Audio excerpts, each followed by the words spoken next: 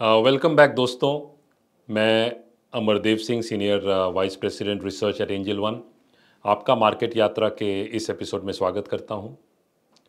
Options world में एक काफ़ी पॉपुलर और फेमस टर्म है जिसे ऑप्शन ग्रीक्स कहते हैं, और जितने भी ऑप्शन ट्रेडर्स हैं वो इनके बारे में सीखना और समझना चाहते हैं।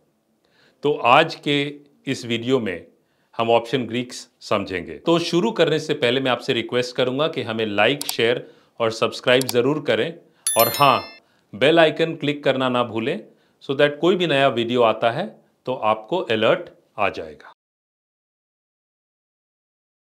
तो एग्जैक्टली ऑप्शन ग्रीक्स होता क्या है? बहुत सारे ट्रेडर्स जो हैं ऑप्शन ग्रीक्स का नाम सुन के डर जाते हैं, पर मुझे मालूम है कि आप उनमें से नहीं हैं। तो option Greeks are certain factors जिनका इफेक्ट ऑप्शन प्रीमियम पर होता है, और डेल्टा, थीटा, गामा और वेगा, इनको कलेक्टिवली ऑप्शन ग्रीक्स कहा जाता है।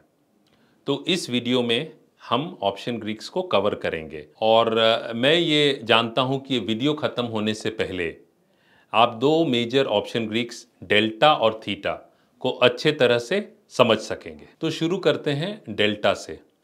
तो डेल्टा इज़ अ नंबर जो 0 और 1 के बीच में रहता है फॉर अ कॉल ऑप्शन, और -1 और 0 के बीच में रहता है फॉर अ पुट ऑप्शन। तो delta is a measure of how much the option premium will move as compare to the underlying instrument. तो फॉर एग्जाम्पल निफ्टी की मैं बात करूं, तो निफ्टी यदि 1 पॉइंट से मूव करता है तो वो ऑप्शन कितना मूव करता है उसे डेल्टा कहते हैं। तो suppose there is a call option जिसका डेल्टा 0.5 है, तो इसका क्या मतलब हुआ कि यदि निफ्टी 100 पॉइंट से मूव करेगा तो ये कॉल ऑप्शन, बिकॉज इसका डेल्टा 0.5 है, तो वो 50 पॉइंट्स से मूव करेगा। तो just to give an example कि सपोज निफ्टी 17,900 से 18,000 जाता है, और ये कॉल ऑप्शन का डेल्टा 0.5 है, और सपोज ये कॉल ऑप्शन आपको 100 पे अवेलेबल है। तो क्योंकि निफ्टी 100 पॉइंट्स बढ़ा और इस कॉल ऑप्शन का डेल्टा जो है वो 0.5 है, तो ये ऑप्शन जो 100 पे था वो 150 हो जाएगा, because 100 into 0.5 is equal to 50। तो 100 प्लस 50 इज इक्वल टू 150। तो डेल्टा आपको बस ये समझना है कि डेल्टा से आपको पता चलेगा कि यदि निफ्टी 1 पॉइंट मूव करेगा तो आपका ऑप्शन कितने पॉइंट्स मूव करेगा।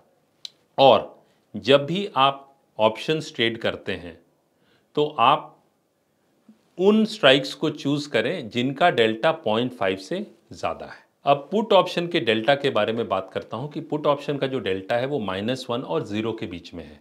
-1 क्यों? बिकॉज यदि निफ्टी ऊपर जाता है तो पुट ऑप्शन जो है वो घटता है, इसीलिए वो नेगेटिव साइन यूज़ करते हैं। तो यहाँ भी मैं आपको एग्जांपल लिख देता हूँ कि सपोज निफ्टी 17,000 से 16,900 आता है नीचे, 100 पॉइंट का करेक्शन रहता है निफ्टी में, और आपने कोई पुट ऑप्शन लिया है जिसका डेल्टा -0.5 है।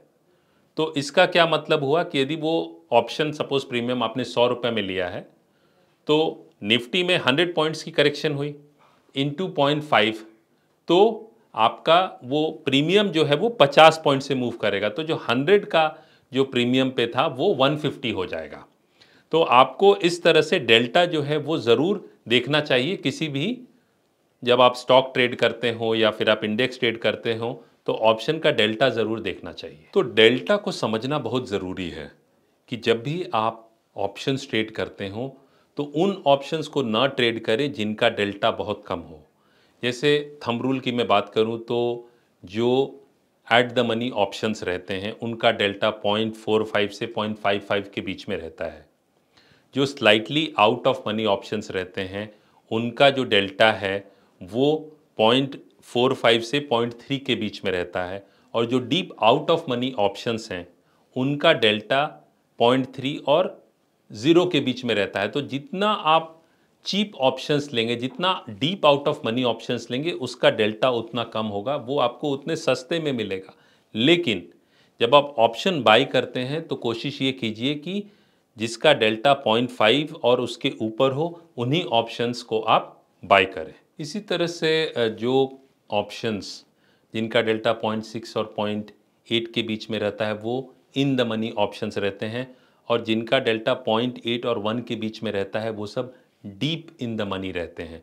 तो आप क्या होता है तो देखेंगे कि जो deep in the money options हैं वो ज़्यादा एक्सपेंसिव हैं, जो डीप आउट ऑफ मनी है वो बहुत चीप हैं।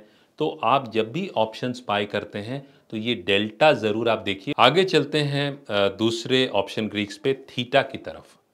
तो थीटा को टाइम डिके भी कहा जाता है। तो जब आप थीटा को देखते हैं तो इससे आपको ये पता चलता है कि वो पर्टिकुलर ऑप्शन डेली कितने पॉइंट्स लूज करेगा। तो नेगेटिव पॉइंट्स जो वो लूज करेगा every day, that is defined as theta, क्योंकि we all know that option is a decaying instrument.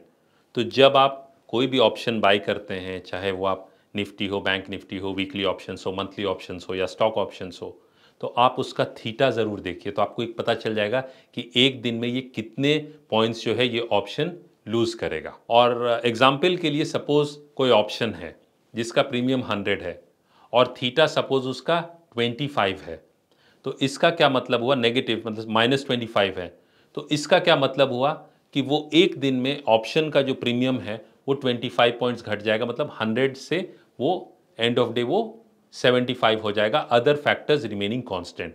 इसीलिए थीटा को भी समझना काफ़ी इंपॉर्टेंट है। तो जैसा मैं थीटा के बारे में आपको बता रहा था कि थीटा जो है is a decaying factor, time decay, that's time decay.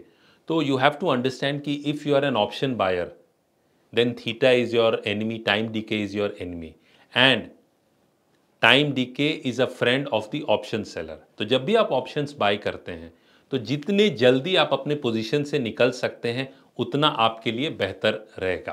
तो आपने देखा कि किस तरह से जो ऑप्शंस में टाइम डीके एक रोल प्ले करता है और ऑप्शंस जो है over a period of time worthless expire करता है। तो आज आपने जो है वो दो ऑप्शन ग्रीक्स डेल्टा और थीटा के बारे में सीखा, और आने वाले ऑप्शन वीडियो में मैं गामा और वेगा के बारे में कवर करूंगा। तो आशा करता हूं कि आपको ये वीडियो ज़रूर पसंद आया होगा। हमें लाइक, शेयर और सब्सक्राइब ज़रूर करें, एंड जल्द मिलते हैं। Happy trading.